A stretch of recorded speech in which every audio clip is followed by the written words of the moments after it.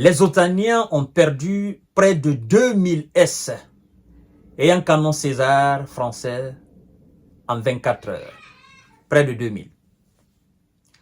Les forces de Vlado ont amélioré leur position sur la ligne de front, libéré la localité de Makeïvka en République populaire de Lugansk et détruit du matériel occidental, selon le dernier bilan quotidien de la défense. Dernier bilan quotidien de la défense aujourd'hui.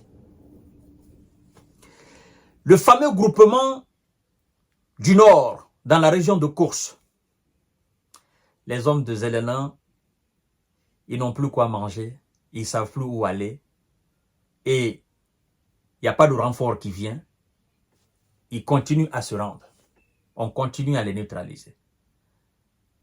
Terre, mer, ciel, on continue à les neutraliser.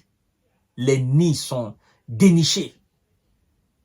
Et les opérations des unités aérospatiales ne laissent aucune chance à ces hommes dans la région de Koursk. Est-ce que vous entendez parler maintenant de ce qui se passe dans la région de Koursk? Non. Parce qu'ils ne veulent pas relayer ce qui se passe là-bas. Le groupement Nord a frappé 2 brigades des Otaniens. L'ennemi a perdu jusqu'à 70 S et 4 véhicules blindés. Ils n'ont plus rien.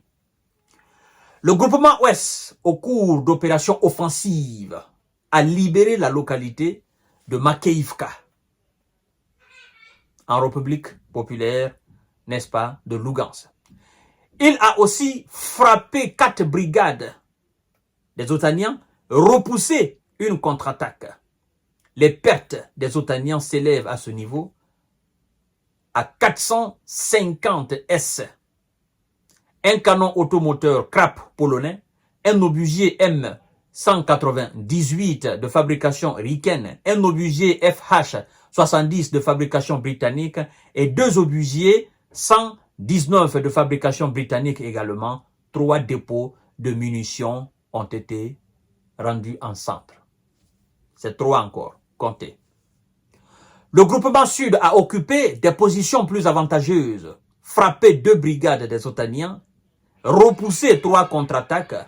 L'ennemi à ce niveau a perdu 610 S, un obusier FH70 et 2 obusiers L119, tous de fabrication britannique. Outre un dépôt de munitions ont été anéantis. Ça fait déjà combien de dépôts? 4 dépôts de munitions. Le groupement Centre a amélioré sa situation tactique, frappé 6 brigades de M. Zelena et ses supplétifs, repoussé 4 contre-attaques. Les pertes des Occidentaux s'élèvent à ce niveau. 620 S, un dépôt de munitions a été anéanti. Ça fait combien? On s'approche. Ça fait déjà 5 ou 6. Le groupement S, à la suite d'actions actives, a frappé 2 brigades des Otaniens, repoussé une contre-attaque. L'armée de Zelena a perdu 135 S, mais aussi un obusier César de fabrication française. Un dépôt de munitions a été anéanti. On s'approche déjà à 10, mais nous sommes encore à 6 ou 7. Le groupement Dniepr a frappé 3 brigades de M. Zelena et ses supplétifs. Leurs pertes à ce niveau s'élèvent à 80 S. Un radar de système de missiles anti-aériens Iris-T allemand aussi a été détruit. Ce même que 3 dépôts de munitions. Ça fait combien? Ça fait quelque chose de 9 ou 10 dépôts de munitions anéantis, mis hors d'état de nuire, rendus en cendres. La défense anti-aérienne russe a abattu une bombe guidée Hammer de fabrication française et 172 drones de M. Zelena et ses supplétifs. Nous sommes à 10 dépôts de munitions anéantis. Nous sommes à près de 2000 entre hier et aujourd'hui. C'est-à-dire, entre vendredi et samedi, je vous ai donné le bilan de ça hier. Maintenant, entre samedi et dimanche, le bilan quotidien, c'est ce que je viens de vous donner là. Mesdames et messieurs et mesdemoiselles, avec de telles forces, est-ce qu'on a besoin de rivaliser? Non. on se doit de partir avec une autre méthode. Mais puisqu'ils ne comprennent pas, ils n'ont qu'à fournir. Ils n'ont qu'à fournir autant de munitions, autant d'équipements, autant d'armes. Est-ce que vous entendez maintenant parler des chars Abrams, des chars Léopard, des Challenger? Mais les F-16 sont partis où? N'est-ce pas, il y a des pilotes qui ont fini leur formation des F-16. Les F-16 sont partis où? Pourquoi les avions ne montent pas? Pourquoi ces F-16 n'entrent pas en action pour défendre le territoire, le fameux territoire ukrainien? Pourquoi? Les systèmes patriotes ne fonctionnent pas. Pourquoi? Tout ce qu'on promet là, pourquoi, malgré tout, jusqu'à présent, il n'y a pas de gain de cause sur le terrain?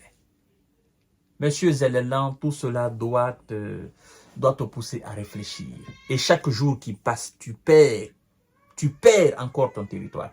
Là, dans la République populaire de Lugansk, on vient de libérer une nouvelle localité. Tu viens de perdre encore des kilomètres carrés de ton pays.